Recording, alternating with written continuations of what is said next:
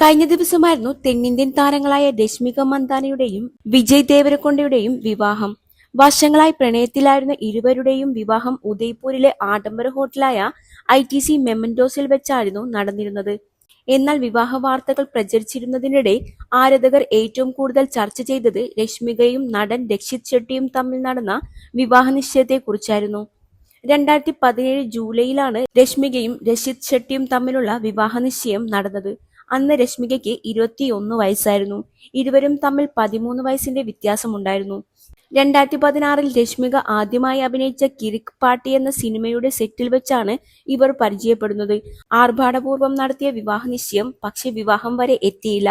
തൊട്ടടുത്ത വർഷം സെപ്റ്റംബർ മാസത്തിൽ ഇരുവരും ബന്ധത്തിൽ നിന്ന് പിന്മാറുന്നതായി അറിയിച്ചിരുന്നു.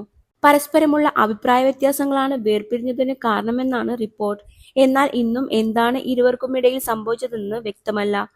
2020 ശേഷമാണ് രശ്മിക മന്ദാനയും വിജയ് ദേവരകൊണ്ടയും പ്രണയത്തിലാണെന്ന തരത്തിലുള്ള വാർത്തകൾ പ്രചരിക്കാൻ തുടങ്ങിയത്.